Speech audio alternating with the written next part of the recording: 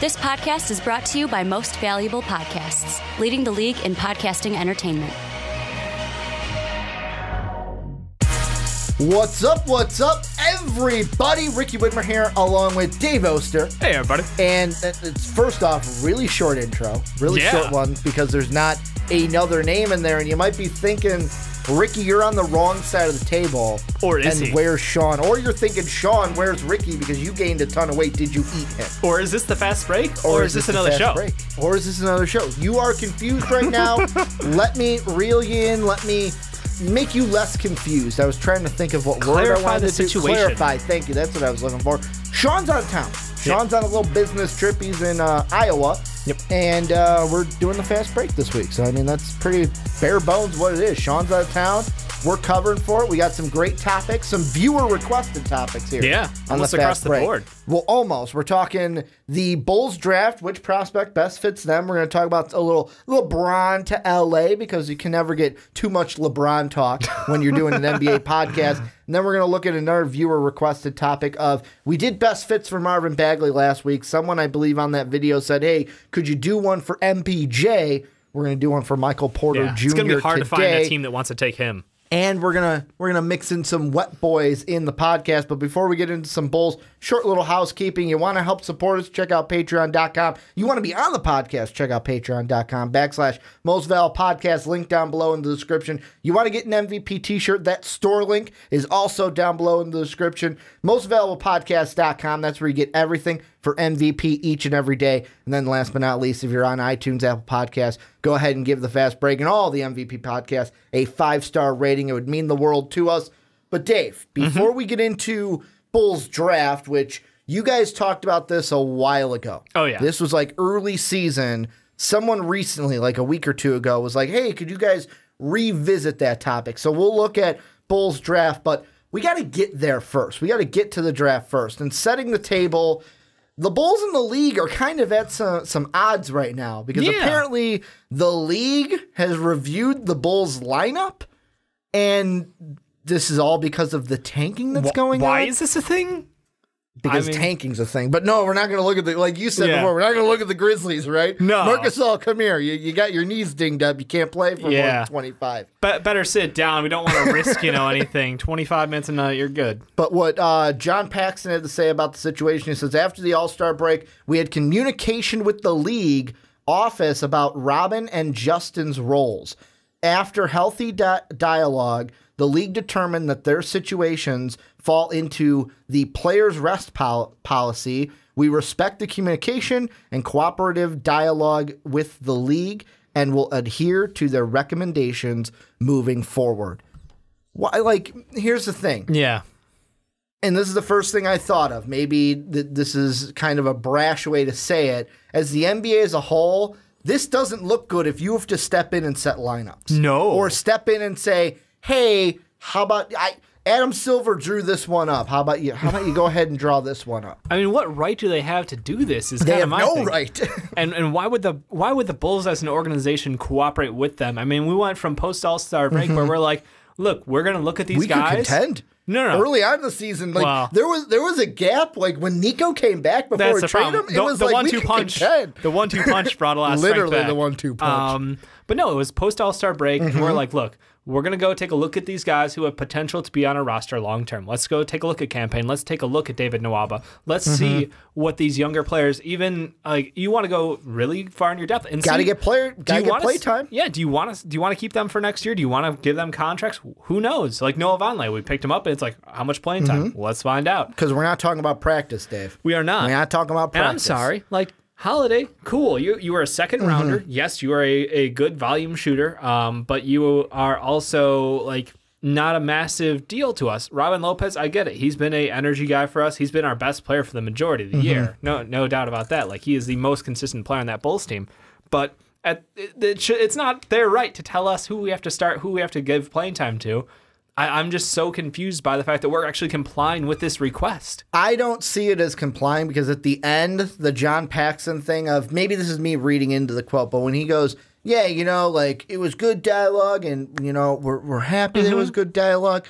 we'll take your recommendations into like we'll take them into heart, which is basically like we've heard you. Or I want it to be, maybe this is the Bulls fan in me, I want it to be like, thank you for your advice. I'm going to go another way. But they're not. That's the thing. They started Holiday already one game, and now tonight they're starting Holiday and Robin Lopez. Which could hurt the Bulls. Could hurt the Bulls tank because the Knicks are 6 games out of the first. I'm looking at Tankathon right now. Knicks are 6 games out of the first round pick, our first overall pick. We're 4.5 out of that first overall pick. Bulls are 8th as we're recording this podcast right now. Let me ask you, meat and potatoes of this, if you had to pick, who is the prospect that best fits the Bulls?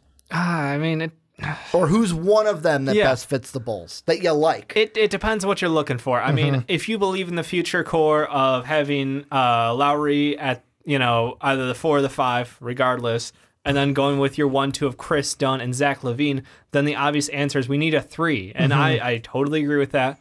And depending on how far we fall, now I'm terrified because I was at first thinking like, oh, we could get like 1 through 5. We tank real well. Now I'm like, we're falling back. And you know what? Like the ideal guy for us might turn into like a Mikal Bridges. He is a 3-and-D player through and through. I like him. I like his ability to keep the floor spacing open. This is a team that has already a couple of guys who are excellent at slashing to the hoop. I just think that he is the ideal fit for what we want to do with this team and for Hoyball in general. He is a great plug-and-play player. No, and he is the first one I was thinking of where we're at right now. Yeah. Because let's be honest, guy I'm going to save for later. We're talking about him later. I was going to say, yeah. He's the ultimate fit. like MPJ, put him on this team. That's what I said. Like, it's hard to find a team that wouldn't want MPJ, But I mean, the Bulls that's the one. The 3's the big spot that we need. Like, I look at Tankathon right now at their mock draft, and I see Wendell Carter Jr. at 8, and I go, no.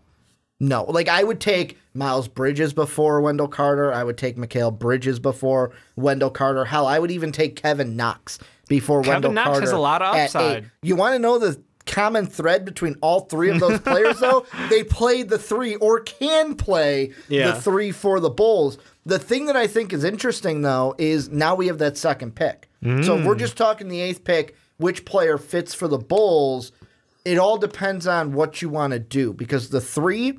that's a position I think we need to go and get. However, I'm going to throw a situation out at you. What if there's a situation where a Mo Bamba falls, a Marvin Bagley falls? What if a guy that you like, Triple J, what if he's sitting there? Just saying. I would say if he fell, I would. What if any of those 3 guys are sitting there at 8 and the Bulls say, you know what? Let's take a big replacement for Rolo, basically, with our 8th pick.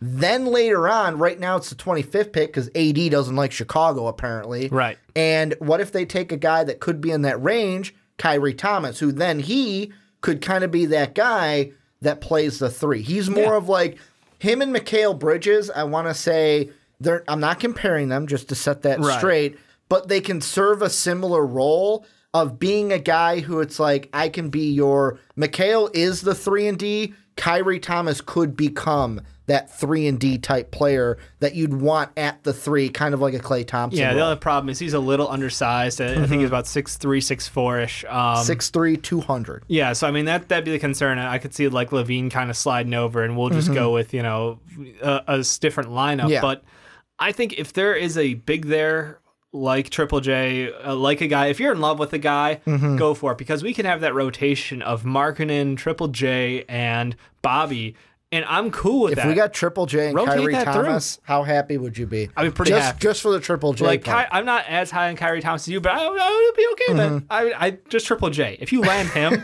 if we're picking 8, 9, and he falls somehow, somebody decides that like, no, there's something wrong with this guy. I don't care I will take him. I will take him. Triple J is what you're saying? Yeah. Like, if there's those like rumors around like, oh yeah, Triple J totally does coke in the locker room, like I don't care, I'm taking him. Dave's be like, whatever, it's like screw it, I'm going for him. It's like the Dan Marino rumors. Like all of a sudden you start to hear some stuff creep up, I would still take him. Well, 100%. Here's the thing I want to ask about the Bulls, and this is kind of what I was going with, is at 8, because of where we are, it's going to be tricky because we're speculating where guys could be. Right. Because let's be honest, the guys that are on the board, I'm just going to use Tankathons as a reference. Fair. The guys that are on the board for the Bulls at 8. Yeah. Wendell Carter, Mikal Bridges, Miles Bridges, Kevin Knox. Those are the top ones. Yeah. The guys who would be on the board at 25, you got Bates Diop, Jacob Evans, Trent Jr., Kyrie Thomas, and then Trayvon Duval. For the Bulls, you got to have a plan coming in. Congratulations, you're now Garpax. Yep. Oh, God. What's your plan coming in? To look at a big at 8 first? Like, look for that big, like, we're going to get our big at 8, then go with our 3? Or say, screw it. I like the guys at 3 that could be there at 8. We're going to take our 3, our small forward, at 8, and then look for a big at 25. Or try to trade up that 25 to get a big. Yeah, I think I'm so much happier taking 2 first-round picks. I would not try to trade up and sacrifice future right now because I'm not sure where our future really lies. Like this is a team that could go from the bottom to playoff contention next year with one addition and some free agency magic. Like that's not out of the line. So if we're looking at this lineup, like you said, assuming this is Tankathon, I'm totally fine going with my 3 at 8. I think that if you land a Mikal, if you land a Miles or Kevin Knox, like all 3 of those guys all have upside. I think each one does something a little different. Like Miles, we talked Mikal, 3 and D. He's the dream for Hoy ball. Miles is more physical, a little bit more built up, good going to the hole, solid defense. The thing that's a question though with Miles is could be seen as that tweener to where it's like, well, at the next level, are you a power forward or are you a 3? Are you a 4? Are you a 3? What are you going to be? Wings, son. I know where people in the comment section when Brandon and I brought that up was like, stop it. He's a wing. Of course he is. Yeah. But there's that question of like, can I use you to play the 4 at all? Or what if you get matched up on the block just by happen chance? No. How are you going to survive out there? That's totally fair to ask. I don't think you're in the wrong to ask that question. I just see him being a guy, yes, he could play both. I think his agility right now and his speed lets him be able to play the 3 very well. I think over time, if he starts to build up and bulk up a little bit more, he could easily transition to be a 3-4. He could be fine covering forwards in the NBA. Not a problem. Kevin Knox is a guy, though, who would be a pure 3, and he has the potential to be a really great shooter, decent ball handler. Like, he has a little bit of everything for you.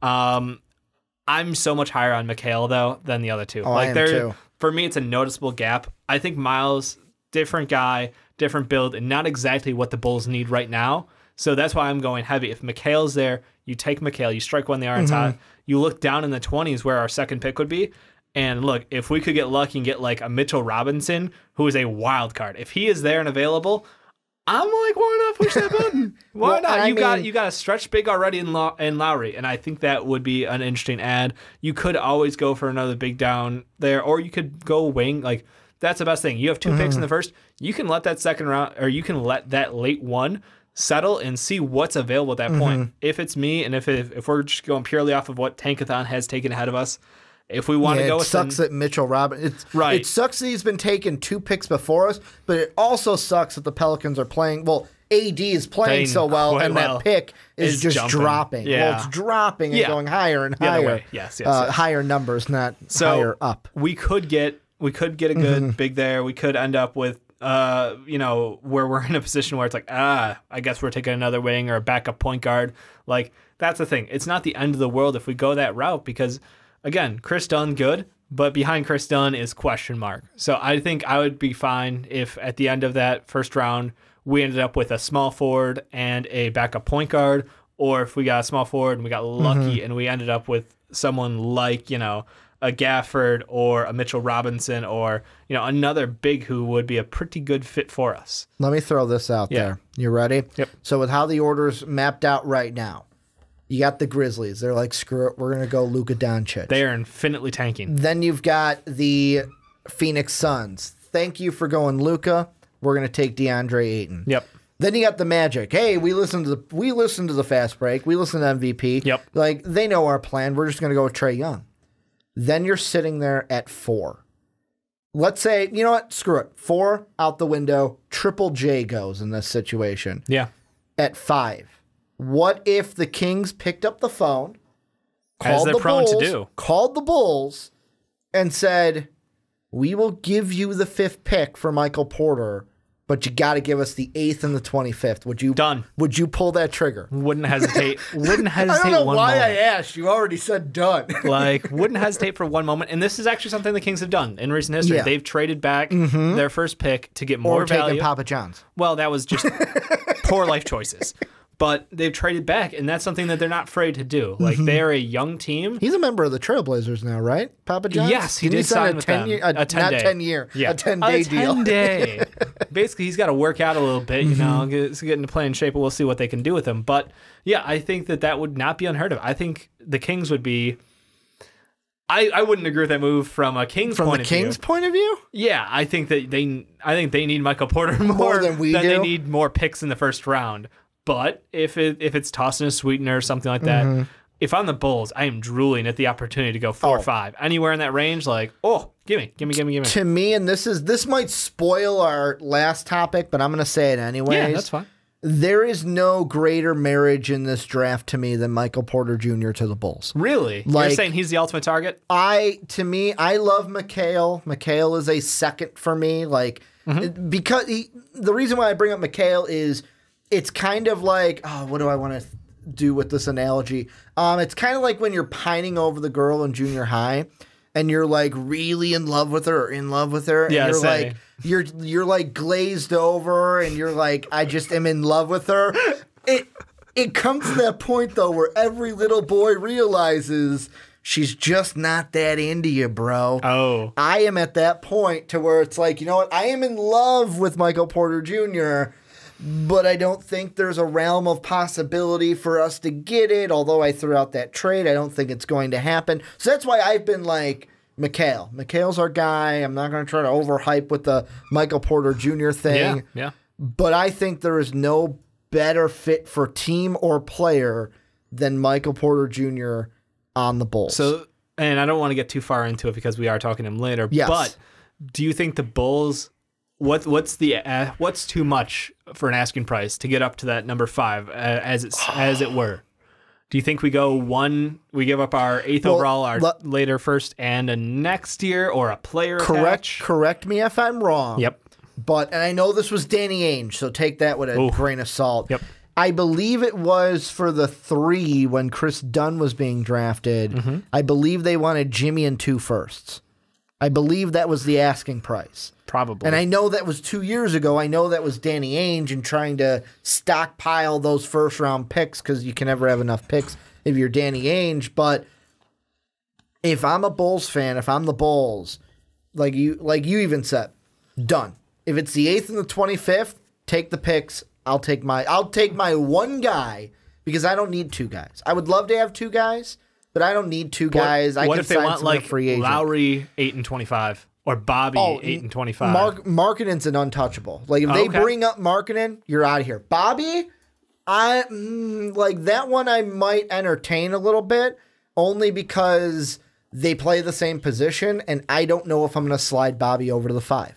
Right. I don't know he's if their small ball 5. He's their 6th man off the bench. He's an energy dude. And that's exactly it. Like there's so much into that. The reason why I would think about it is Markkanen's my one. Like Markkanen is the guy at the power forward position. Is he your 4 or is he your 5? Markkanen?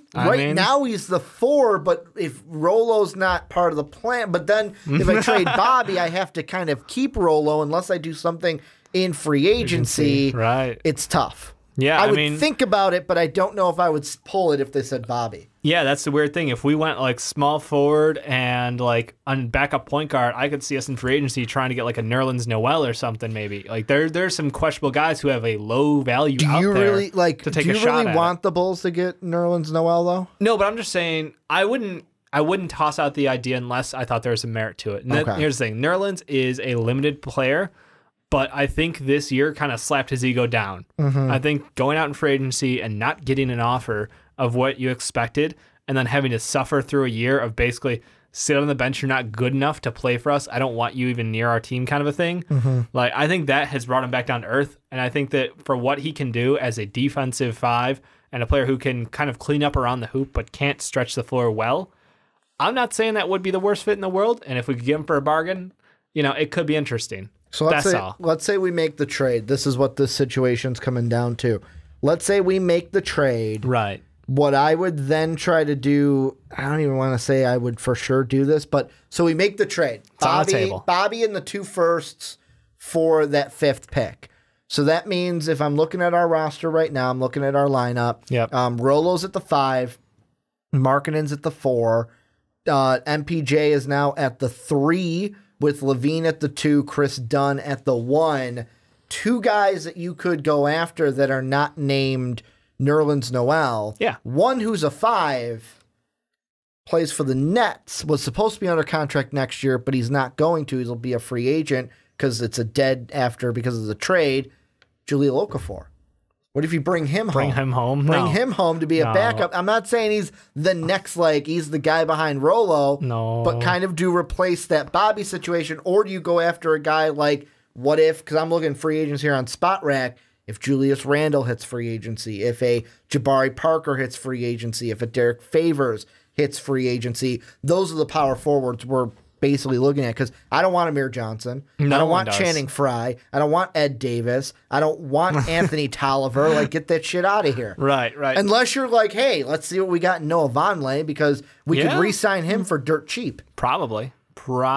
But I don't know. I mean, I don't think I think what we've seen out of Ja is that even when he's like partially motivated and he's still working to get into game shape still. True. Still. I mean, it's hard to get motivated when you're on the Nets, though. No, he couldn't get motivated on Sixers. Like he has motivation issues. He has health issues. But he'd be coming home, Dave. That's not enough motivation. He's coming home. You gotta play some Kanye for him.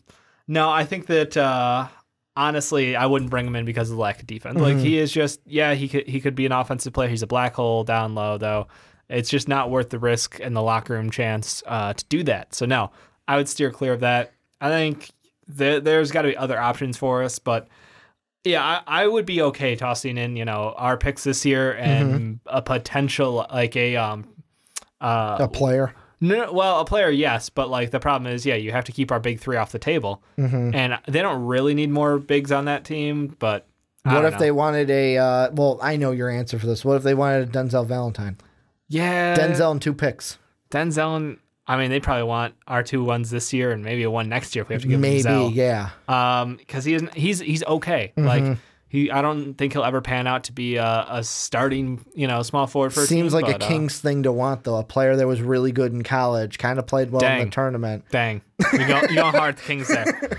No, I mean, I would probably do it. I think that this year it's worth it, and I don't think we're going to be bad enough next year to get a top 3 pick and be in the running for an RJ Barrett, a ball, like the guys who have the crazy hype mixtapes right now. A Zion. Like I don't think we're going to be in the running for that because I think this team will be good enough. Hopefully we're good enough. Good enough to not be there. Like worst case will be, like 9 through 14 again. And I think it's worth it to go for Michael Porter, even with the concerns about, his size and his health and him coming back. I would go for it. I push that button. Anything you think we need to mention before we move on into LBJ? I think that the later pick, I would be targeting, again, I would go backup point guard, perhaps small forward, or would you go with a Grayson Allen, who you were in love with? I think it was last night when he was playing his tournament game. Dude was fire. You texted our fast break group and said Allen is a first, or Grayson is a first. Grayson is a first round pick. He is fire from 3, man.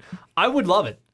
I have no problem with Grayson Allen. I think he is a fantastic college player, and I think that the things that make him a great college player will translate into the NBA. I have no problem with taking him at 25 or at 26, if that, wherever these Pelicans end their crazy run this year. I think I would be okay with that, unless we got down to like 20, and then we could take like an Anthony Simmons, Mitchell Robinson. Like there are some attractive names there. That's the thing. If we're 25 plus, they're tied with the Cavs right now, games back, and they're like a game and a half. Yeah, ahead so of like the Wizards. That one's gonna be. We'll see how far we fall. But if we end up in like 26 and there's nobody better looking, I would take Grayson Allen over like a Gary Trent Jr. 100%. Like I understand Gary Trent's young and Grayson's not, but like Grayson brings a lot to the table. And as much hate as people want to give him, he's got that heart though. He's got heart, and that kid's passionate, and he is now matured. You just got to have the right coach for him. I absolutely believe that. Yeah. Well, AD, if you're listening or watching, could you stop ruining the Bulls pick right now? Because we really need that pick to be a little bit higher than you're putting it. But this is where you guys come in. Let us know what you guys think down below in the comment section. But Dave, let's move on into LeBron James. And like I said at the beginning of the podcast, you can never have enough LeBron James. Like, the numbers don't lie. Numbers don't lie? Numbers don't lie. And number two, I know what you guys are thinking out there, because LeBron to the Knicks kills it on YouTube. LeBron to another team kills it. I think it was the Sixers or something. Kills it on YouTube. LeBron to the Warriors. Nothing. Ain't nobody want to hear that shit. It's like, because we all know it's like, until there's some real traction, we know what's going on. But this could be one that has some traction. We have not talked about it. I'm trying to think of another fancy word. We have disdained from it. We have not really abstained from talking about this. Mainly, it might be because of Sean. It might not be, but it might be. It might be. He really doesn't like LeVar Ball. But the thing we're talking about right now is the one team we have not quite talked about when it comes to the LeBron James sweepstakes. Right. And that's LA, baby. That is LA. We've kind of mentioned them here and there. Which LA? The purple and gold, Dave. The yellow, the purple, the Kobe country, the true team of LA. You hear that, Clippers? The true team of LA. Damn. What this is so beginning of the season, everyone's like, LeBron's going to LA. You got Colin Cowherd even with the LeBronzo meter. Ugh. Then you've got, you know what? It's not happening. Retire the LeBronzo meter. Everyone's like, I'm off the train. But now Lakers start to pick up a little bit. Lonzo looked good this week. You got Kuzma looking good. Randall actually looks good. The team might be good enough to prove to LeBron, hey, I can maybe do something with this team. I'm just going to be frank and ask you, Dave, will LeBron James sign with the Los Angeles Lakers this offseason? Oh, you're just going hard, right? I'm going hard right after. Will he sign? Will he? Because LeBron has come out and basically said there's a lot of work to do. I don't have a list together. He's not thinking about it. Let's be honest. I'm assuming he's thought a little bit about it, especially when, his Cleveland team sucked this year early on. The thought might have crossed his mind a little. Before those trades that they made. But to be fair, I mean, IT's on that team right now. True. So, well, IT's not going to be on that team. Unless something goes horribly wrong. I don't think he will. And I'll tell you why in a bit. I want to talk up the Lakers because I think what they've done is actually kind of impressive. He's like, before I shit on your dreams, I want to Before I tell you he probably won't sign there, because there's still a chance. There's still a chance. I do think that Lonzo coming back and him evolving during this first year of his career has been truly impressive, because he came in and he looked like straight garbage. Just hot dumpster garbage. Well, everyone was saying he's a bust. And he has progressed pretty well. And, it's basically the season kind of cuts up into a couple of phases for him, like the pre-Christmas break, in between Christmas and the All-Star, and then going forward for him. Well, and everything with from his dad to what was going on with his brother. Right. And didn't he have a kid as well? I believe so. Yeah, I mean, I believe him and his wife got pregnant or had the kid. Yeah, or something. One or the other. It's a big change. Yeah, he's been through a little bit this year. Just for someone who's a lot younger than both you and I. Yeah, I don't know how he handles it. But the cool thing is he's gotten much better. He's played much better. He's getting more comfortable in their offense. And what we're seeing out of him is the right stuff. It's I'm a super unselfish player. I'm long, I'm lengthy, I'm learning to play defense. Yes, my shot's a little wonky, but he's starting to shoot at a better percentage. If you look at the last couple games, and I know small groupings of games don't really mean anything, but it's trending in the right direction as the season continues overall. And honestly, if he can learn to finish at the rim, he will be super dangerous. So you have a locked-in point guard going forward. That's pretty attractive. You look around and you go, oh, hey, they got Brandon Ingram. That guy is ridiculous length. He is now improved again from his first year. Every stat up. Everything looks good for him. His length is great. He's got a great feel for defensively just where to be around the ball to influence the ball with that length he has.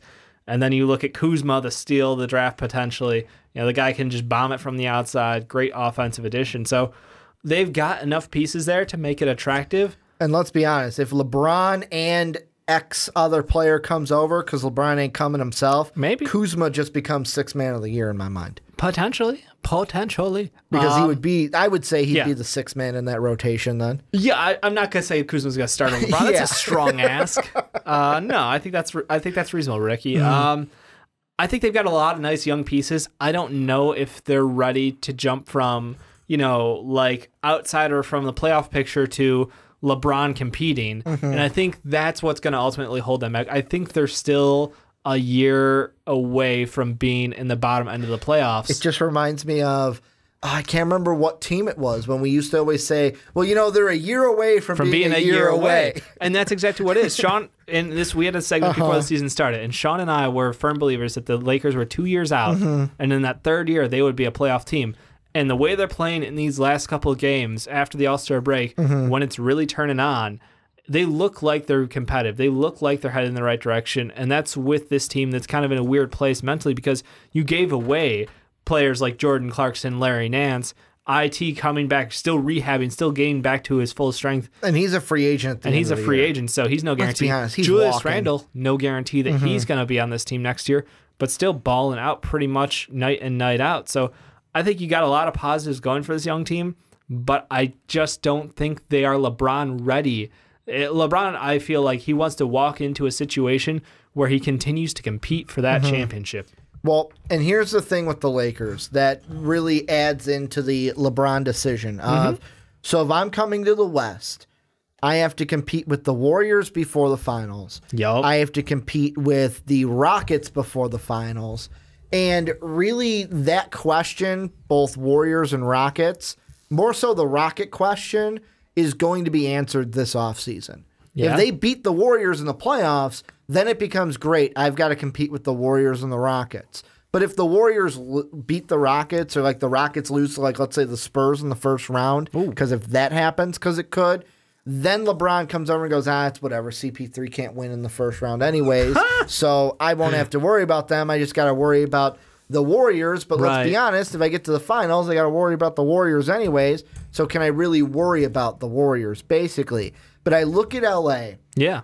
And besides he's got a house there, he's got this there. I just look at the team and I think they're going to have a ton of money for him to do, basically for them to do whatever they want. They can bring him in. The interesting thing that I think adds fuel to this fire a little bit is what's going on with the Thunder. Yeah. The Thunder not living up to expectations early on. Then they started to pick it up. And we're like, okay. This looks legit. They could be doing good. Maybe Paul George will stay. Now they're back on the downcline. Right now, that meter of Paul George staying or going is leaning towards go for me. Really? Which means if he's leaning to go, and I don't know Paul George personally, so don't take my opinion as God, but basically LeBron comes in, PG-13 follows. Then you're adding LeBron. It's the basic plan. You're adding LeBron. You're adding PG-13. We're back to where we were a year ago, thinking this was You've got Lonzo. Brooke Lopez is probably gone. Oh, yeah. But then it comes down to, like, Julius Randle. Can you get him back for a price? For dirt cheap. Can you go ahead and re-sign some of those players? Like, IT's probably gone. Yep. He's not going to stay. LeBron doesn't even want him. I think if LeBron's on the table, IT is like pushed way off that ledge. IT's just going punt him out of town. Just get out LA. You can't even live here. But I'm not even, you can't even live here. Just move it. Just get out of town. The thing that I think is, to me, it comes down to two teams in my mind. Oh. An Eastern team and a Western team. It comes down to the Lakers if he goes to the West. Really? The Sixers if he goes to the East. Now, before I give away my suggestions, my assumptions for what's going to happen there, why do you feel like the Lakers are a stronger choice for the West than a team like the Rockets, where he has that buddy-buddy relationship with the Chris Paul, and they already are a team that is number one in the standings and already potentially able to fight that Warriors team for the championship? Comes down to dollar bill, because remember what LeBron said. Remember what he said. If I can't take the max contract, I am doing a disservice to the rest of the league. I mean, as the best player, but can the with the Rockets, Daryl Morey will get people to sign for peanuts. I know that Daryl Morey is probably going to be executive of the year this year, because the Rockets, especially if they win the first overall seed, He's exec of the year, no question. It's hard to argue with the results. Just give him the trophy. But can he finagle the salaries enough to where he can give LeBron what LeBron thinks he deserves? Well, LeBron does deserve, not thinks he deserves, does deserve. LA, he can get that money, bring in somebody he wants to play with. It could be PG-13. It could be someone else in free agency. Yeah. And LeBron's a guy we've talked about constantly of put him on a team, and it's basically they're a finals contender. Absolutely. Because he's on that team. Like some of the teams that I've heard that are interesting to me, Lakers and Sixers I said are my one, but the one that I thought was very interesting is Miami. Oh, don't you do that. What if he did, though? Because I wouldn't like that. From my standpoint, don't go back to Miami. We hated you when you were in Miami. We now like you again because you're back in Cleveland. You want a ship for the land? You were handed a ship from the league for taking Draymond Green out of that series. Draymond Green deserved to be out of that series, and then some. The league handed you that trophy. Disagree. But the thing is, I wouldn't like him going back to the Heat. But someone says it, and I go, I can't count it out because of his relationship with D. Wade, with the Heat organization. That could be a spot that if he said, I'm going to the Heat, I'd be like, well, I could believe it. I don't like it, but I could believe it. See, I am a firm believer if he stays in the East, he's staying with Cleveland. I think they're the only one in the East. I do. I think the Sixers thing would be a dream. Remember, he was in Philly a couple weeks ago. They said he was looking for schools and stuff, and then he comes out and goes, "No, I wasn't." And I was like, maybe you were. Maybe you were. Maybe. I think that'd be cool. I don't know.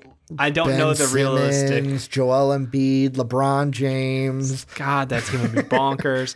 I just don't think it's realistic. Jake is sitting there right now just like excited. Oh, he absolutely. is jacked. Absolutely. But I think Cleveland, what they've done and demonstrated to LeBron James, they're committed to, we will force our future. We'll punt it. We don't even care about our future. Yeah. We care about you right now and making you as happy. We're not going to make the same mistake twice. 6 people at the trade deadline, almost unprecedented deals to get young guys in there who are motivated and who look up to LeBron and who bring a level of energy that the veteran heavy core that they had put around him initially didn't have. Well, and let me ask you this then, because I can't remember if I saw this headline. I didn't actually listen to the topic, but I saw the headline. I think it was scrolling through ESPN. I think it was a Stephen A. Smith thing, right? Where the headline basically said, if LeBron doesn't sign with the Lakers, it's a bust for Magic Johnson. Like, is that true? Oh. If the Lakers don't get LeBron James, is it basically a lost cause? And it's like, of course, like you expect like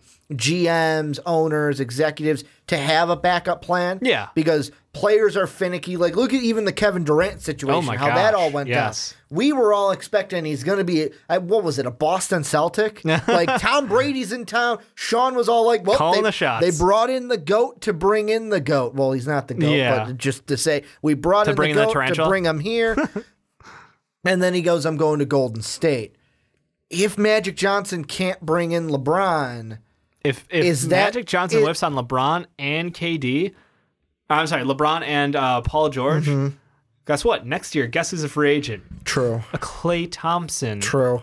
A potential Jimmy Butler. Kawhi Leonard. Like, it's not like this year is. I mean, it's attractive by all means. It's attractive. There are big LeBron names. James. There's nothing more attractive. But the following year, there are some other guys who you could persuade. I'm just saying, it's not the end of the world. I don't think it's a failure for Magic Johnson. I think it's a shame that Magic Johnson has put a lot of his efforts into forming everything so the stars align for LeBron James. And if LeBron decides that that's not what he's going to do, yeah, Magic's going to be a little offended. He's going to be a little hurt. But you know what? He's got a great young core. And the only problem is, it's that kind of they got a late draft pick. They got their way back into the draft this year. But, like, yeah, I don't know. I think they have to hit a home run with trading. They might end up settling for an IT again. Do you think that this is possible? Yeah. If LeBron signs with the Lakers. Okay. So LeBron signs with the Lakers. Yeah. PG follows. Oh. Do you think there's any room in the budget with the Lakers to fit in a third piece? And that third piece, he's injured right now, but Boogie fitting in Boogie. No, Boogie's going to re-sign with the Pelicans. I don't, even if Magic knocked on his door, there's no and way said, he's taking that little money. Hey, you want to play for LeBron? You want to play with LeBron? You want to play with LeBron? I mean, Boogie would love it. Don't get me wrong, but he's not going to take that little money. Boogie's about Boogie. Let's not get ourselves wrong. Because let's be completely honest, like the contracts that the Lakers have that are huge. Yeah. The ones that they have, they've got Jordan Clarkson is gone. Right. He's traded. Then you had the Caldwell Pope of 17.7 for 1 year. He's That's off done. at the end of the year. Luau Deng's the interesting one. Can you get rid of that one? Because that's about 17, 18, then 18.8 until 2020. They're probably going to stretch it and release him. That's Kind of my like guess. like baseball, a Bobby Bonilla situation. Where, Yeah, he's not going to get $1 million a year for 30 years, but they're going to stretch it out and cut the payments, and they'll be paying him for a while, I would imagine. But then besides that, the only double-digit contract is Brook Lopez, which he's off. Like the highest paid player next year. Let's see, Brandon Ingram's going to be making 5.7. Well, you're forgetting about million. Sean's boy. Sean's boy, Julius Randle. Yeah. He's got, that's if they re-sign him. He'll be a restricted free agent. That's the thing. It's how much his will be. But for right now, out of guys that they have, Julius Randle is a restricted free agent. Let's see. Like I said, Brandon Ingram's making 5.7 mil next year. And then you've got...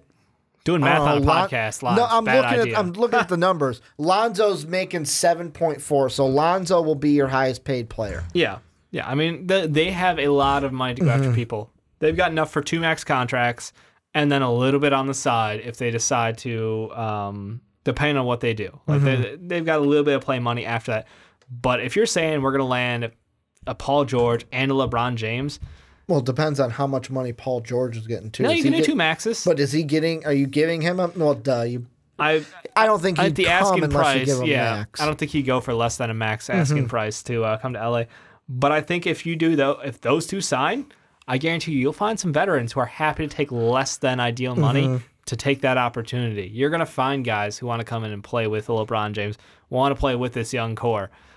I'm just saying that, yes, it would be dangerous. If you can land both, that's a playoff team. But I don't think they could beat the Warriors. I don't think they could beat the Rockets. Well, what they'd be banking on is, with the Warriors, they'd be banking on, number one, Steph's health, because I know we're not talking about it today, but tweaked his ankle yet again. Yep. And Steph's got no ankle support. I like how Draymond Green, after the game last night against the Spurs, was basically like, I think it was a joking matter, but he was like, yeah, it's Katie's job to take over the role of scoring. Yeah. Like, it's his job to pick it up. It's sort of what he does anyway, so I'm not super worried. Like, they're banking on that. They're banking on maybe Klay Thompson not being able to stay, with another team maybe being able to entice him away from the Warriors. There's a chance. But really it comes down to, right now, the Rockets and the Warriors. That's your battle in the West. Yeah. And that's who you have to get through, because the Spurs are kind of falling off this year. Well, we'll see. Like, we're talking about them, like, can they continue to make the playoffs like they seem to do every year? Yeah, if Kawhi comes back healthy and all of this drama this year is pushed aside and he comes back, I don't know. Because right now they're 5th. Right, and they're 3-7 in the last 10. They've not been doing well, but that's with, LA missing a game, Kawhi missing games, obviously. So if those two get rolling again, I'm not saying they're a pushover team. It's the Spurs, it's Popovich. He can coach D-leaguers through the playoffs and surprise you. So I don't think by any means, but you got to watch out for some of those up and coming teams. I don't think anybody's going to close the gap this year, but like the Pelicans could be that's just matchup nightmare for people. So who knows what they could do. The Timberwolves, if a certain someone comes back healthy, Jimmy G, he gets buckets. Jimmy G buckets, baby. Getting them buckets. I'm just saying that this is a Lakers team, even adding two massive, the best player in the NBA, and Paul George as one of the best two-way players in the NBA, I don't think guarantees you a shot at a championship. I think that means that you're in the conversation with the Thunder, or not with Thunder, but with the Warriors, with the Rockets, with those top teams. Yeah, you're in the conversation, but I don't know it gives you an advantage over them, because young players make mistakes in the playoffs often. We see it year in, year out. Closing out games is hard. LeBron's a guy who likes to facilitate. Paul George is a guy who is historically bad at closing games. So Well, LeBron would be your closer. No, but that's the thing is LeBron likes to facilitate. So he's got that good. I don't want to get into killer instinct like Stephen A. Smith bullshit right now with you. Well, but I mean, I'm just saying unless you BI takes steps, he BI could continue or to grow. even like Alonzo. Lonzo's a facilitator, but what and if he can't finish at the rim? Above the rim? But what if Lonzo becomes on that guy where it's like, hey, we're gonna work on your shot, and it's basically LeBron drives in, kicks it out, and then Lonzo shoots Kyle a three. Korver. He'll teach you how to shoot. Well, that's the plan. Korver would come back. Korver would follow LeBron. That's the thing. I'm telling you. Wouldn't play defense, but I mean, come on. Then you got to bring on Captain Kirk for the defensive side. Oh God, no! That man. Yeah, Kirk and Korver for your offensive hybrid with offensive defense. Bulls throwback. Bring back Tyrese Thomas. Then you get LeBron James punches Heinrich in the face because of that bear hug. Let it go. Here's the last thing I want to ask you, because to me, one of the other things that plays into this is what happens to LeBron this year. Yeah. So here's what I'm thinking. If they lose before the finals, they being Cleveland, if they lose before the finals, LeBron's gone. Oh. If they lose in the second round to Boston, if they lose, or it would be, second round to Boston, or if they lose in the conference finals to against the Raptors, like a Toronto, then he's gone. He's gone, no questions asked. If they lose in the finals, I think it's 50-50. Oh, Let me ask you, Yeah. if they will do the finals, let's say they lose to the Warriors again in the finals, would you lean more towards LeBron staying after a finals loss, or would a finals loss or a loss in the playoffs be like, nope, he's out, 5,000, he's gone? I think a finals loss to the Warriors would mean he would be. Are we talking like a 4-1, like a pretty heavy-handed? Let's just go same as last year, because that's the only barometer we've had, because when they played each other a couple times. No, but when they added KD, it was 4-1. Yeah, it was a gentleman's sweep, is what we were calling it last year. Yeah, if it goes 4-1 again this year, I think he would go to the Rockets. I think he would have no question. But if they face the Rockets in the finals, what if they lose to the Rockets? Then it gets weird, because that's the KD situation all over again. Do you go to the team that just beat you for a championship, or do you try to win one in the East because you are the king of the East? Yeah, and that's the thing with another thing that adds into that is Durant didn't have any rings at that time. Yep. LeBron has rings, so LeBron doesn't need a ring just to get one. He's got rings, so it's like... Do you think he would join the team that beat him, though? Well, do you think he's that guy who's like, I'm above that? I'm going to do it on my side. If LeBron is taking anything less than the max, he's going to the Warriors. He's not going to the Warriors. No, but that's what I'm saying. Like, if you're going to take anything less than the max as the greatest player in basketball right now, see how I mentioned that? Yeah, well done. Well done. Greatest basketball right now, I'd just go to the Warriors. You would, but not LeBron. Because think about it. That's the difference. Clay, Steph, Durant, LeBron, and Draymond compared to Harden, CP3, LeBron. Yeah. There's more stars on this side than this side. Oh, I understand.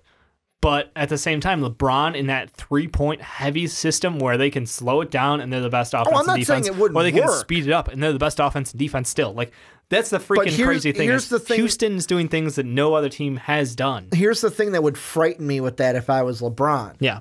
And I know that this would be doubt creeping. You also throwing some shade at Clint Capella, who was a top 10 MVP barometer for the majority of the year. He is playing well, and he's fallen off the MVP rankings, but still, it's pretty funny. But what would creep into my mind, and of course I'm different than LeBron James, is all right. If I go to the Rockets, I have to beat the Warriors. To where if I go to the Rockets, I have to beat the Warriors. If I lose to the Warriors, then how does that look? He can go to LA, lose to the Warriors that first year, and not have to, like, no one would get mad at him for losing to the Warriors that first year in LA. But I know the goal is win the title. So that is also funny? In it. I think if he goes to the Rockets, he forces Adam Silver's hand to turn the playoffs into a 1-16 too. Which I would love. As would I. But don't you think that would force his hand? Because no, it would. The East would be so barren of established stars. Like, you have young guys come up in Embiid and Giannis. It would basically Kyrie, be the Raptors and the Celtics. I mean, throwing a little shade at other teams, but okay. I mean, the Wizards would be like the Wizards would be competitive. The Bucks, the Sixers. But the Bucks they're an 8 seed right now. I know. I'm just saying they're throwing some disrespect. I mean, let's be honest. Unless like the Pistons, who I thought would be a little bit better than what they were, choke hard. I saw something online where someone said this is like I think it was Cowherd said this is the end of Blake Griffin's career. Yeah, he's over dramatic. Where basically like the Bucks, I'm only hoping they stay at the 8 seed because I want to see that Buck Raptor first round matchup. That's what I want to see. And then I want to see the Heat bump up into 6 because here's what I want to see. This is East and then we'll move on. I want to see Bucks Raptors in the first round. I want to see Sixers Celtics in the first round. And then I want to see Heat Cavs. I think the playoffs this year are going to be dope regardless. I think so. I love the matchups, but I think LeBron... Pacers and Wizards can battle it out. I don't really care about that one. Yeah, that's a whatever matchup, let's be honest. Unless you're from one of those places, you don't really care. But I think if LeBron decided to leave the East, that would force Adam Silver's hand. It totally would. Guess what, guys? LeBron's going to the Houston Rockets, and we're 1-16 seeding now. Yeah. It would be like the following announcement And we're changing. Yep, playoffs change. After hearing that breaking news, the playoffs are now 1-16. Don't we have to go through something? Nope. Nah, nope. Adam Silver just kind of decreed it. He just bangs the gavel a couple times and Yeah. it's done. Any final thoughts before we move on into MPJ? I think it would be awesome if it happened. LeBron going to the Lakers and pulling along a star like Paul George. I just think this is a team that is not there yet, and it's hard to entice him to get over that hill or that mountain that is the Warriors and the Rockets. I love the hype machine because I am one of the ultimate hype machines. Yeah. I would love for him to go to the Lakers. I just can't defeat the argument of, all right, he goes to the Lakers with PG-13. How does he beat the Warriors? Yeah, I don't know if he does beat the Warriors, and that's the issue I run into. Is that Lakers team a better team than his current Cavs team? Yes. You're going to say yes? Yes. I would say longevity, yes. Longevity, yes, but I'm just saying this year, next year? This year, next year, maybe no, but 2 years, 3 years, yes. See, and LeBron and a long-term deal don't really get along anymore. No, they don't. But I would say he'd get a max couple years out of it, take a player up. Same thing. I don't think he'd I just want to toss that last little bit of... I don't think he would do the Michael Jordan thing of like, I'm just taking 1 year. I think he'd do a 1-1. True. He'd milk it out. Come on. If anybody's going to know how to abuse the salary, it's the businessman. He's going to LeBron wait until James. he's 35 and then sign that 3-year deal for max money, and then they're going to change the date range for it so he can sign it again at 38. True. But this is where you guys come in. Let us know what you guys think. This free agency is going to confuse me the whole way. It's going to be amazing. Because I don't think there is... Like last year, we kind of knew like, okay, he's going to go here, he's going to go there. This one, no. We don't know what's going on yet. I don't know if LeBron knows. I'm pretty sure he doesn't. He's probably thought about it, but I don't think he knows. No. I don't think he knows. But let's see if you guys know. Let us know what you guys think down below in the comment section. But Dave, let's move on. We're going to go into a reoccurring segment here on the Fast Break. A little bit of Wet Boys. Yeah. If you're new to what Wet Boys are, it's basically our MVP. Guys that we want to give some love to, had a good week in the stat line, had a good game here and there, which basically... had a good week overall. These are the damp dudes, the soggy shooters, the moist men, my favorite one of all. Of course. Dave, before we get into our Wet Boys, I believe you have 4. I do. I am not going to let you have 4 for the counter. We have your 1. Yeah. But before we get into our 2 Wet Boys, you have 3 honorable mentions. Take me through the honorable mentions. I do have a couple of honorable mentions. It's so hard to decide these every single week. And because Sean's not here, I felt I could take some liberties. Yeah. Ricky kept me in check. Well, Sean never gave me one for him. Right. So we only get 2 this week because he never texted me one. Yeah. So our fans get to decide third Wet Boy of the week, yes, maybe, in the comment section. Out of your 3 honorable mentions. I mean, that'd be great. So my first one up is Karis LeVert. He has been balling out in Brooklyn. He was originally going to be your Wet Boy. He was. I think he had 2 really great games. Overall, he's putting up just shy of 20 points per game in this past week, shooting 43% from behind the arc on 5.3 attempts a game. That's impressive. But he's also pulling down just over 4 boards, over 5 assists, and 1.7 steals a game. He is really coming along. This is a guy who Sean and I had high hopes for. We knew he would be, he's coming back from an injury. Great story. Michigan man. Great team for the Nets, development-wise. Like, that was just, it seemed like everything was clicking for them. My second Wet Boy potential, or runner-up, I should say, is a second-generation guy. It's a Larry Nance Jr. Okay. This boy, since he came over from the Lakers... Did you see that one dunk I don't know if it was this week or the week before, that one dunk he had just going baseline and basically murdered someone? Yes. Yeah. I mean, he's in his last 3 games just averaging, 16 and 12 with he had a 4-steal game, a 2-steal game. Like, he is so active. He's a great fit in the pick and roll, incredible numbers, and just the level of energy he brings. He's so close to being my wet boy. And then my third runner-up, Nico.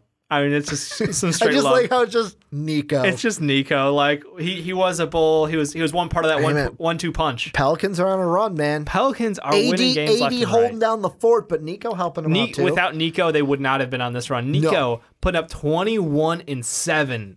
I mean, well, you know what we're getting closer to. Oh, it's springtime. It's March. It's I know, March, but and that's what Nico springtime, does. that's when Nico flourishes. It's like the month of March. I'm pretty he's sure. like a flower. It starts to rain a little bit more. He starts getting that nutrition. He's had a and then great he year. grows. He's shooting freaking 50% from three Well, on yeah, he got punched in 8.7 the attempts. face. 8.7 attempts a He game. got He's shooting punched in the face and had to 50%. prove something. He is balling out in a big reason why this Pelicans team is coming along. Cap it off, though. Who's your wet boy this week? Who's getting the counter? He's actually, you mentioned earlier, he's a boy out of L.A., DeMar DeRozan. I believe this is his second wet boy, too. It probably is. DeMar DeRozan, he's pretty good. I'd say he's pretty good at the game of basketball. He's pretty good. Yeah, he's averaging, like 29 points a game, 6 assists, 4 boards. Just doing everything right. If you watched that game in Detroit, bringing that game home, taking that big dunk going into the last couple seconds of regulation, and then overtime, clock is winding down. He's on a fast break, and what does he do? What does DeMar DeRozan do? He passes the ball to Fred Van Vliet. Boy, I mean, Rockford kid. that takes some balls. With time expiring, To not take it up yourself and go, this game is mine. he was driving in like 1v3 there. It looked dangerous. It looked like something could go wrong. He sees the open man out of the corner of his eye, dishes the ball out. Fred nails the long two and wins the game. Like, no, DeMar DeRozan, though. I mean, wow. Well, my wet boy, this is a first-time wet boy here. And this is basically the first time You've tried I've so been many times to able- make him a wet boy. I've tried, but I couldn't do it. Yeah. I couldn't do it. And there will be people that are like, guys, LeBron and AD also had great weeks. We know, but we can't keep giving them to the Seriously. same two guys.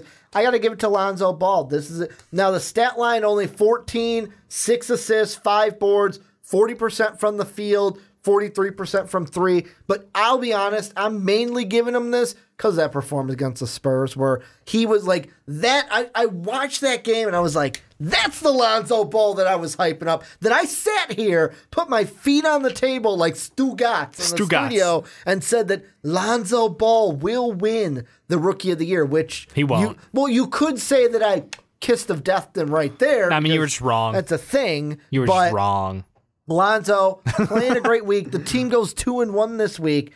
Got to give Lonzo his first ever wet boy of the year. DeMar DeRozan, I was right. This was his second overall. Congrats, kid. As a wet boy. So the rankings right now, I'll give you guys the top 5 because we'll do that. The tied for 2, there's a bunch of people, but I'll just name a few of them. Giannis at 5. Kristaps Porzingis at 2. He's done for the year. He's so. sadly not going to get any more wet boys this year. LeBron at 3 with 3 wet boy nods. James Harden also with 3 nods. And a lone king of the mountaintop right now.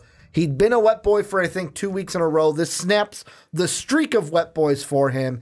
Anthony Davis, who has 4 overall wet boys. Let us know who you guys had as your wet boys down below in the comment section. Who were the soggy shooters, the damp dudes, the moist men? Let us know down below in that comment section. But Dave, let's move on into our final topic. Just did our wet boys. Now we're going to move on into our final topic. Let us know what you guys think, by the way, of wet boys being in the middle. I'm going to do that over. Yeah. I had the word on the tip of my tongue instead of. In the middle. And then I was like, I love that song. I know. The hook is so catchy. The hook is so catchy. Oh, I was telling Brandon that the other day. All right, take 2. Yep.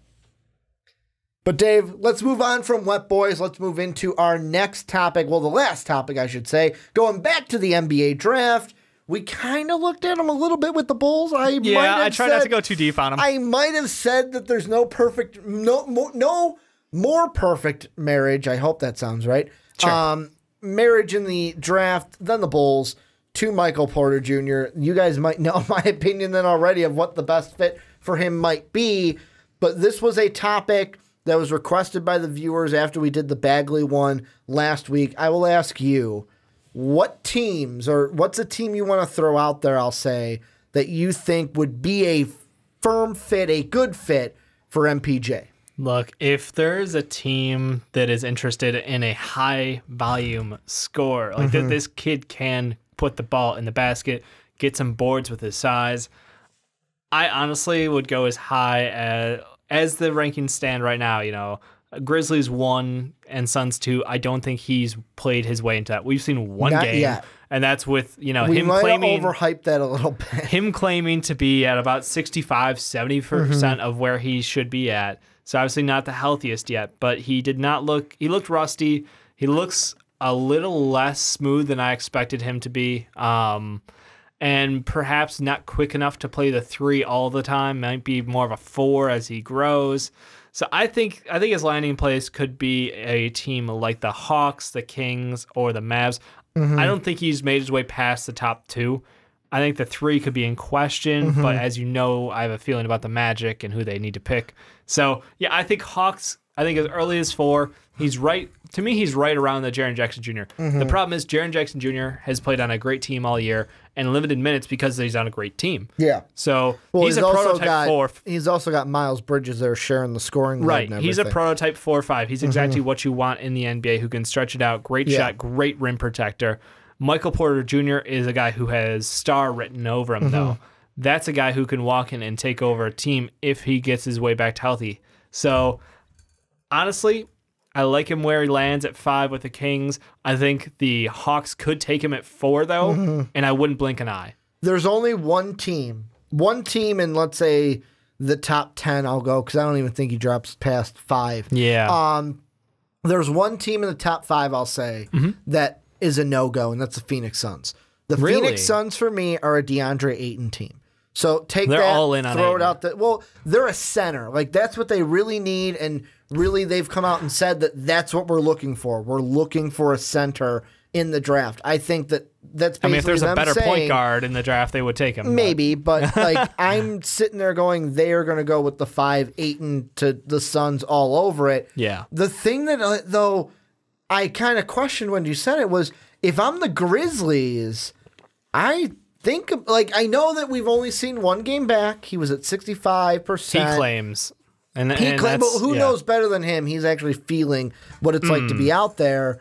Maybe he's also saying that because he doesn't want to because he looked a little bad. But also the thing, like, just talking about his return first, because that plays into this too. Fair enough. The stat line didn't look great, but the thing that, like, and Sean even said this, was after the game you could tell that he just didn't know where to fit in the stat line. Team. Well, in the team on offense and everything. And I'm like, you can't really blame that on him because he played 2 games, then missed an entire season, and now in the heat of the playoffs was expected to jump into everything. Yeah, he came off the bench. He didn't start. And that stat line was 5 of 17, 2 of 6 from 3 for 12 points, 8 boards, and an assist. But when and what I'm saying is when you don't know how to fit into that team and you're feeling it out, maybe a tournament game was not ideal. That's why with me, I was always like, let him come back the last 2 games of the regular season, get this kind of performance done at the end of that, and then the tournament, which his game happened yesterday, would have been all right, this is what's going to happen. You're trying to benchmark him before he's ready, though, because if he's claiming he's only at 65% now, can you imagine what a couple games ago would have looked like? And that's something to where do we take him at his word that he's 65? He was medically cleared, so that also lends into that discussion, because if you're medically cleared to play and you're feeling like you're barely above 50%, like, what's that say about your playing shape, your recovery, and your rehab? Being medically cleared compared to how you feel are 2 different things. Oh, and basketball shape's another thing, too. You can be medically cleared, but then not feel like, you know what, I just don't have faith in it. I just, like, how many... God, I just want to say Sixers so bad out loud. How many players, and I've even known this through calling basketball games in my college career, where someone would tear an ACL. Like, I know this is women's basketball, but I'm going to bring it up anyways. When I was in college, we had a girl who was a transfer coming in, phenomenal 4. Yep. She started the 4, she was our 4, tore her ACL at the end of the year, done for the postseason. So missed the conference tournament, missed the national tournament, came back that next year, wasn't quite herself. Yeah. And then, like, she was good, but she was a 6-man, not a 4, a starting 4 like she was.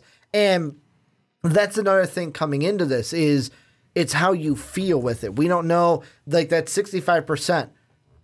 Do we take that at his word? Is he only saying that because he doesn't want his draft stock to kind of fall a little bit? But the thing that I'm looking at, the thing I was going to say after that is Memphis. Like, the thing with me with Memphis right now, if you were like, all right, Ricky, you're on the clock, it would probably be between, depending on what my thoughts were with Gasol. Right now he's on the team, though, so I wouldn't go DeAndre Ayton. Mm-hmm.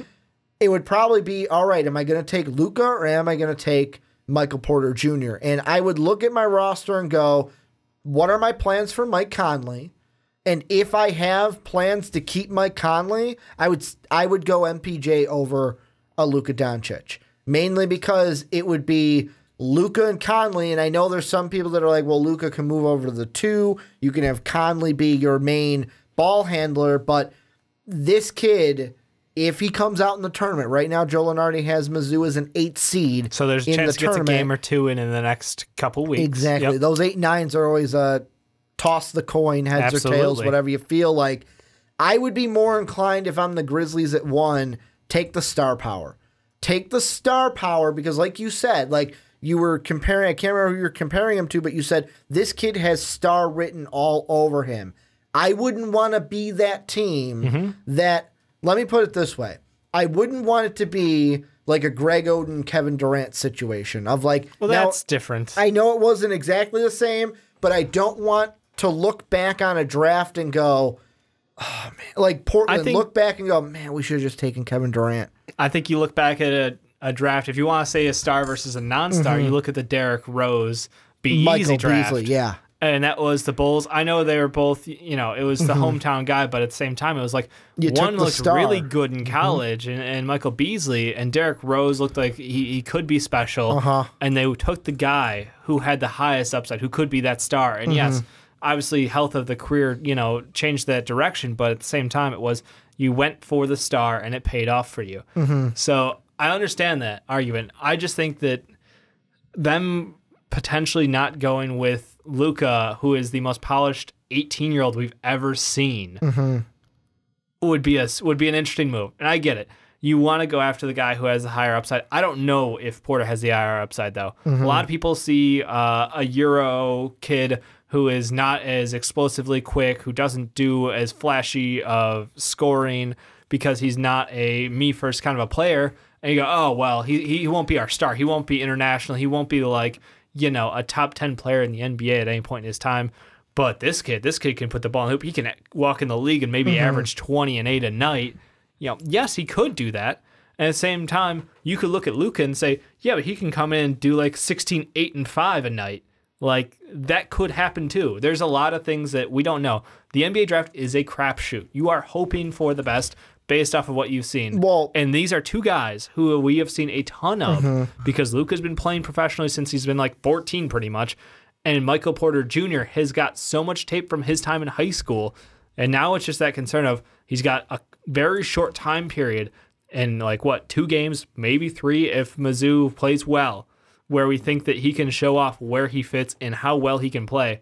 So it is so critical that because he decided to come back and kind of open up that mystery box that was his draft chances, we'll have to see what he does in this tournament. Well, here's the thing, and I'm going to throw this out because I was thinking about this, and this is an interesting thing between Michael Porter Jr. and Luka Doncic, is I think back to the 2015 NBA draft, and there was a player that wasn't on the level of Luka to where he was going to be number 1, but he was a guy that, looking back, I think we overhyped a little bit. Who's that? And that was Mario Hezonja. There's a difference between Mario Hezonja and Luka. I know. I'm not saying that, like, pencil them into the same peg, but that to me, and this is a little bit different off the topic, but it's where we're at right now, is that to me is with Luka. That's the only worry I have is there's 2 ways it can go. It can go what we want it to go, or is there a possibility of it going like what Hezonja was, where we thought we were going to get one thing, and being in the league, we haven't really gotten what we expected from him. And I know until they and I know they're 2 completely different players, and not the exact same situation. I was going to say, do you want to hear something funny? Go ahead. I love to laugh. Mario Hezonja had 3 years in the Euro League. 2012, 2013, 5 games, 5 minutes average. 2013, 2014, 34 games, 9 minutes. 2014, 2015, 15 minutes. So yeah, sparingly used, still a young kid, never main piece. Playing a lot more. He was off the bench. Yeah. Every game. He didn't, I don't think he started. No starts in his entire time in Europe. Where Luka is starting capped out at 15 minutes. Playing a lot more minutes. Luka came in when he was like 14, playing 2 minutes, only 3 games. Then 43 games, 13 minutes.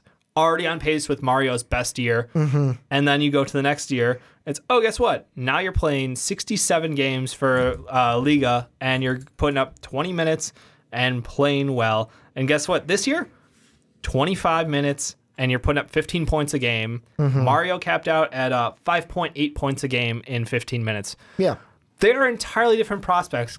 Looping them together is the thing that I hate. And I'm glad you brought it up because there's a stereotype. I'm not saying like they're the exact position, but I did have that thought of like that kind of fear of the whole Euro side of it. Because I'll be completely honest. If I'm at number 1 and I'm thinking Luka or Michael Porter Jr., I'm taking Michael Porter Jr. because of the fact that I am going to go think of most of the teams that we would say are the best in the NBA. Right. So like you have the Raptors, the Celtics, the Cavaliers, the Rockets, the Warriors. Most of those teams, if not all of them, have their best player has one big trait that starts with an A, athleticism. And I would say there's more of that athleticism size with the Porter. Of course, he's got the injury situation to deal with compared to Luka. Can I take and it all depends on that team. Do I have that guy already that is going to be my athletic side to where I can take a Luka and not have to worry about it? The other question is primary ball handler. That's the other thing. You look at Steph Curry, you look at LeBron James, you look at Kevin Durant. All 3 of those guys, ball in hand. James Harden, Russell Westbrook, Chris Paul. You just keep going down the list of all the guys who are at the top end of playoff teams. Ball handlers. The ball's in their hand. Athletic and ball handlers. Yeah, that's fine. Yeah. But then, James Harden's not super athletic. Let's be honest here. True. And let's look at your boy Porter. Not going to be a primary ball handler, is he? Probably not. Like, and we haven't seen him this year be it because he's been injured. I understand, but could he? In his time back, I think his size, his speed might have been slightly over exaggerated. And again, coming back from an injury, we'll have to see how that progresses, especially last couple of games of this tournament, combine times. We'll see what happens, but I think if you're going for the most impactful player, it's the guy with the ball in his hands for the majority of the game. And that's something that Luka can give you that opportunity. That's kind of my argument back and forth that I get you. You could have a guy who puts up 20 a night in Porter, 20 and 8, great stats. That's awesome. But is he the guy who can win you games? Numbers are great. Wins are better. Let's be honest. Well, and also the thing that I think about is, and this isn't a huge thing, but it's also think about the game overseas. Yep. A little bit different. You're not seeing the same kind of players overseas that you are over here. And of course, in college, though, you're not seeing the same kind of players in college that you're seeing to the NBA. Yep. Let's get back to MPJ, though. But looking forward, we should have let us know in the comment section. This is off the cuff. Comment section, would you like us to have a conversation in the future about the whole EuroLeague thing? Because I'll be honest, I fall into that category of, all right, he's a Euro player, let me put a question mark on him. Because look at the product that's come out of there so far. There are so many that don't pan out compared to Ginobili and Parker. Well, that's the thing. This kid looks like he's better than Ginobili, which right there should set the bar. And this is the thing with me is I want to like him. I do. Like, I shouldn't say want to like him because it's not like I know who he is or anything, but I want to be like in the Luka camp, but I have my reserves. And that's something I want to ask you guys. Do you want us to have that conversation in the future? But let's get back to MPJ. Right. Tell me a team that you think will get back to him. Grizzlies, I think, could take him at 1. However, that's a whole question of what are they going to do with their team. What about after 1, after 2? Who's the best fit? Just go right away, best fit for Michael Porter. I mean, I guarantee you the Magic would shoot themselves in the foot if they had him available at 3. But do you go Trae Young or do you go Michael Porter Jr.? I mean, they need a point guard so badly. They just traded But you can get an average point guard in the league for not that bad of a price. I believe a second rounder. Yeah. So, look, I think if they have the opportunity, I get it. You have Jonathan Isaac, you have Aaron Gordon, you have Vucevic straight up. But, like, I think that you don't pass up on a Michael Porter if he's available. I think that that's the earliest he could go. I think there's no way in my mind that Michael Porter can jump Luka and DeAndre, but I think he can get ahead of Jaren Jackson Jr. I think he can get ahead of Trae Young because he has that potentially. And it's potential. I can say the word 80 times during the show, but at the end of the day, if he doesn't look good, he doesn't look good. Well, and that's why to me, I look at it, and this is going to be a curveball because, like I said, best fit for me, Chicago Bulls. There's a clear need at that 3. But he could be a 4 because he lost athleticism, he lost his speed. However, though, if he does move to the 4, Rolo's not a part of our future plans. Markkanen moves over to the 5 there. We've got an opening at the 4 because Bobby's not going to be the starter. Our starter. Yeah, absolutely. So, I mean, to me, there's a spot for him no matter what with the Bulls. Another team, and this is another one where I feel like his best fits are outside the range he's going to go. Probably. Cleveland. I like. The rich get richer? Are Could you you serious? if they keep LeBron, like we just talked about, keep LeBron, and then draft a Michael Porter Jr. It'd be bonkers. And add him to that team. It'd be bonkers. Because think about it. Then it's a situation of if they took Michael Porter Jr., what the Cavs could then do is say, you know what, we have TT down low. Nance is balling out right now at the 4. Well, he's playing 5 actually for their small ball. 4 or 5. Hey, K-Love, bye-bye. Oh, They hell could no. Finally, but if they wanted to... TT's gone. They will move that contract. You think they'd move TT before K-Love? 1,000,000%, unless they're getting back above average return for K-Love. K-Love is... I think more teams so would want disrespected. K-Love. I would want to see him traded. There's much more of a need for K-Love for teams. But that's why I say K-Love, because I don't think any teams would want TT's contract. Yeah, no one does. Because LeBron got him paid and then went, shit, why did I get you paid? And say Nance is better than TT already. So but like that could be a situation where then they could move TT or K-Love. Then, like you said, the rich get richer. They can decide what they want to do with that backcourt. Yeah. Besides that, like I feel like the Hawks for Michael Porter Jr. could work. They're a blank slate. You could put anyone on that team and it would work. That's the cool thing about the Hawks is they literally have Dennis Schroeder, who's not even a guarantee. But what if they move him? That's what I'm saying. If they move him, then it becomes a fact of, okay, you're not the primary ball handler, but who is on this team? Or with Schroeder, you have a primary ball handler where you don't have to worry about that. You can get him touches. You can guarantee him those opportunities. And that'd be pretty important. But I think that, like, again, he walks into a team, he's instantly going to be their 1 or 2 scoring option. Like he has that level of special in him. So I honestly think that Hawks are a blank slate. He would fit in perfectly fine.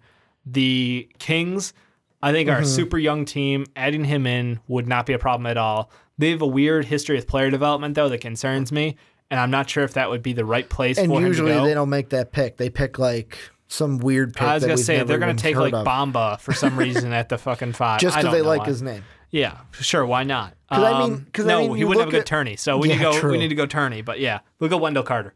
Or they go Colin Sexton. Or Colin Sexton. Because he's balling out right now. Because they need another point guard. Well, I mean, because I look at their team and you've got De'Aaron, who's the 1. Right. Buddy Hield's the 2 of the future I'm talking about, like who they're looking at moving forward. Well, Bogdan's been playing much better at the 2. Well, the depth chart I have is Bogdan's at the 3. So then do you move Bogdan to the... He's been playing the 2 for So them, you move into the 2 because bench. Michael Porter Jr. would come in and be your 3? Because you're not going to move Porter to the 4 because you already have Scal, you have Randolph, you have Harry Giles. Well, they redshirted him. Yeah, I know, but like I'm talking future-wise. Yeah, that's what I'm saying. So they redshirted him this year, so we don't know. But he, reportedly has put on muscle. He's put on size. He looks good. He looks like he's got some of that athleticism back. He's not the Harry Giles we saw show up for a couple college games and look questionable.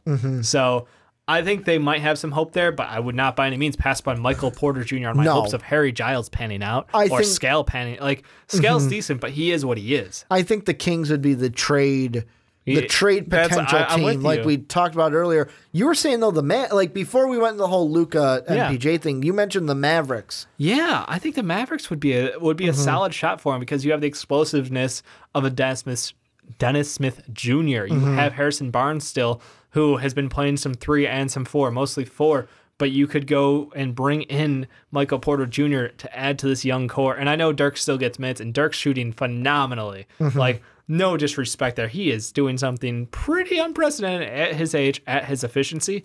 But that team, adding in someone like that, that is a sexy team. They're another team that could go basically like, I look at it and really the 5 could be the 5 position because like absolutely. Let's say they lose a Nerlens, then it's like, well, he's not doing anything for them now. I know, but it's like, then who's your 5 gonna be? Like, is it? There's names on there that were like even like you're like I don't watch many Mavs games. No, I'm even looking at their 5 and I'm going, he's not gonna he can't be the future, right? No, like, no, there's no future 5 on that team. That's why for the Mavs, I don't like. Michael Porter Jr. could fit, but then it's like, all right, we have a gaping hole at the 5. What do we do? Free agency. Free agency is a thing. Is the answer? That. That's the thing. Is free agency comes after the draft. So whatever you do in the draft, you just have to get something passable in free agency to get you through. But I think for the Mavericks that a guy like Mo Bamba would be a better fit for them because of that gaping hole. But again, my answer is fuck the need. No, I know. Go for best player available. And if you're telling me that Mo Bamba is potentially higher than Michael Porter Jr., you need to leave the show. He's not, because like I said on our big board with Brandon and I, he had MPJ at I think 6 on his big board. Yeah, I had MPJ at 2, and I said if he proves like he's done obviously nothing to change my opinion because I've had him at 2 the entire time. Right. And I said, if he comes back and shows me he can be 1, then I'll put him at 1. Otherwise, he's 2. Dang. You got a lot. Like that's what I'm like. Maybe I'm overhyping. You got a lot of confidence in that boy playing well. I love coming in. I love Michael Porter Jr. That's probably why I'm hyping up. I think part of the problem is like for the past 5 months, all I've been able to do is watch his highlight mixes from high school where he dominated the competition. So now it's like, where is the reality at? That's what we're trying to figure out. And it's like what you and Sean talked about way early at the beginning of the season of like when you talk about how's the injury going to affect him. Yeah. That is going to hurt or not really help. It can only hurt him. It can only hurt his draft stock.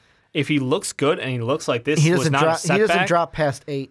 Yeah. I don't think there's any chance he drops past 8. Like 0. Unless negative. a team under the Bulls trades up. Jumps up. Yeah. Absolutely. I could see teams trying to trade up for him because he has that interesting chance of panning out to be, a top 15 player in the NBA. He's got that star. He's got star written all over him. It's just like there's a huge red injury question mark. And I wish we could go back in time. I wish we could say he never got injured and see him this entire year because it would be great to see what he can do. I mean, at least with even like Kyrie, we got to watch him play a little bit. Yeah. We got a little bit out of him. Or like I'm trying to think other guys who have been completely injured. Like Harry had a couple. Harry wasn't Jabari injured in college? No, he was. He got injured in the NBA was when most of his second injuries. One. Yeah. Yeah. But here's what I want to ask you. For me, best fit is the Bulls. I'll say my second one is probably, if I had to go second one, I'm going to say Cavs just because the Mavericks, the Mavericks, there's a whole need over BPA, but you go if BPA. I get it. You go BPA. Yep. The Hawks,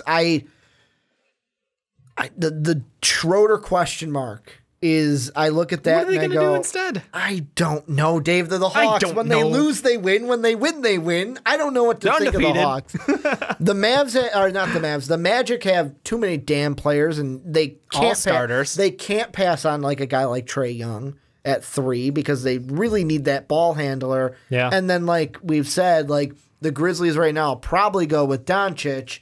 And then the Suns, I think, are going 5. So I'm going to say Bulls are the best fit for Michael Porter Jr. If you had to give me one team, who's your best fit? I would take the Hawks, to be honest with you. I would put them up to the Hawks. I don't think the Magic would take them, even though they probably could, and find something passable in free agency. But I think the Hawks, it's a blank slate. It's a sexy pick. It's something that would put fans back in the seats. Yeah, because Butts in the seats. Let's be honest, there's a reason people don't go to Hawks games. It's it's a bad joke. Their promotional team Their promo team has been baller. But there's a reason why the Bulls have been like #1 attendance since forever. Because we're awesome. Because we're awesome. Not because of our ownership. This is where you guys come in. Let us know what you guys think down below in the comment section. A little bit of housekeeping. I'm going to try to keep this in beforehand. Go check out patreon.com/mostvaluablepodcast. Mostvaluablepodcast.com. That's where we put everything. T-shirt, the link for the store is down below in the description. And then also give us a 5-star rating on iTunes. It would mean the world to us. Want to thank you guys for watching. Want to thank you guys for listening on podcast services around the world. And as always, have a good day, everybody.